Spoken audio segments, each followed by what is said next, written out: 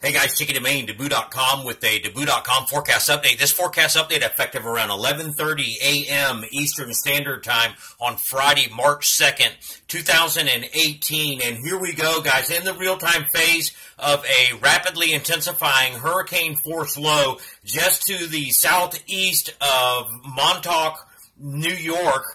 Is where the center of rotation is starting to develop here. You can see it in the visible satellite imagery in here. The Texas Tower buoy that is just east of New Jersey is now picking up northwest winds at 35 to 40 knots. So here comes the windup. This system is producing wind gust up into Boston and New England, the equivalent of a Category 1 hurricane. Now, don't get confused. This is not a hurricane, but the outcome is the same with the high winds and the storm surge, just like it would be a hurricane. So even though it's not classified as a hurricane, the effects are the same.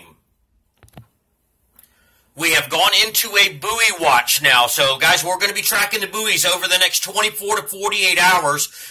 The East Florida surfers, the East Canaveral buoy is now back online. This is the East Canaveral buoy right now showing significant wave height of 7 feet with a swell height of 3 feet out of the northeast at 16 seconds. Now, don't get confused. This is not from the system that is developing to the east-southeast of New England right now. This swell that's on the East Canaveral buoy all the way out through the Bahamas and to Puerto Rico, the buoy on the Puerto Rico, this swell is from that previous hurricane force low 4 days ago that developed southeast of St. John's, Newfoundland. So this is not the primary swell yet. This system has not started to produce the northeast swell yet. That will happen tomorrow as this thing starts to drop towards the east-southeast. We'll show you that here in the latest model run of the GFS. This is just out. This is this afternoon's run.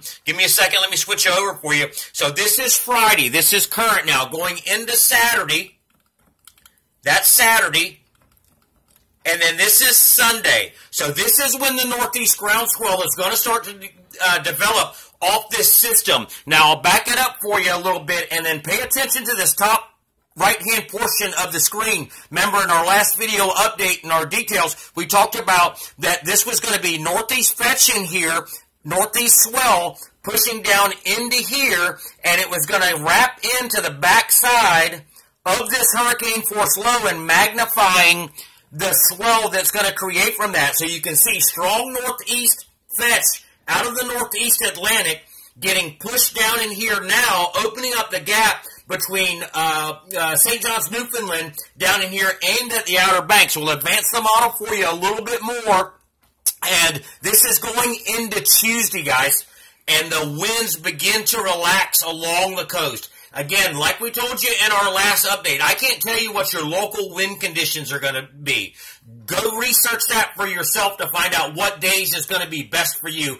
All I can do is tell you is when there's going to be swell in the water, and there is a big one developing. Now, I will say this. Whatever is coming, get it, because we are likely go into a period of flatness coming. I'll advance the model a little bit more for you. This is going into Tuesday now, and here comes the offshore winds.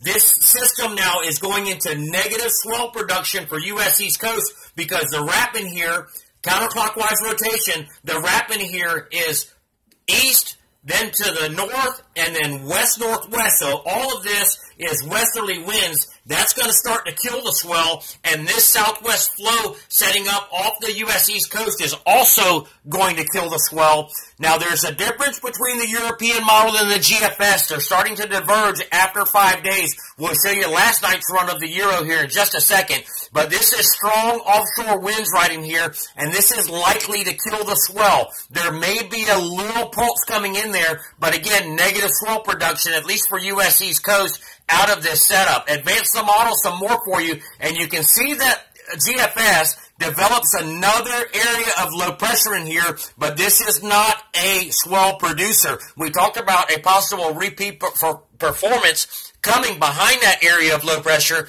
but that the models have now switched up. I'll advance the models a little bit more for you into here. This is going into Friday, a week from today, and again, nothing here going to produce any swell. Maybe give another little pulse back towards PR. Switch it over to the European model. This is going into tomorrow, Saturday. You can see the area of low pressure still here, just like the GFS, Northeast Fetch. Advance the model for you, and boom, there it goes, opening up here. Seas increasing in excess of 40 feet in east-northeast swell developing, and then north-northeast swell developing, all aimed in here at the Bahamas, Hispaniola, Puerto Rico, and the Eastern Caribbean. It is going to be macking. Hopefully the winds will hold off for you and clean it up. But pictures of Rincon from that previous hurricane force low 3 or 4 days ago, yesterday, looked pretty good.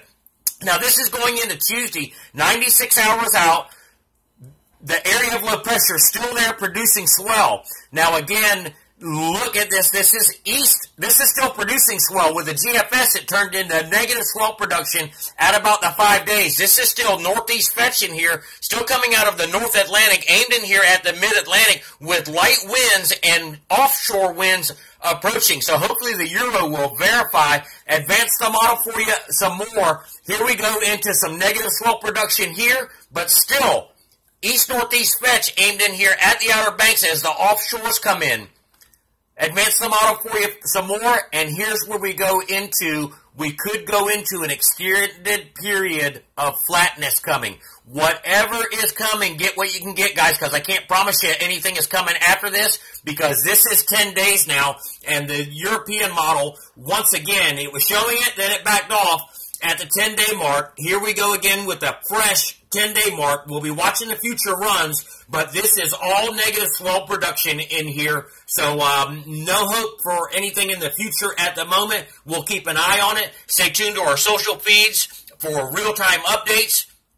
Thanks for following.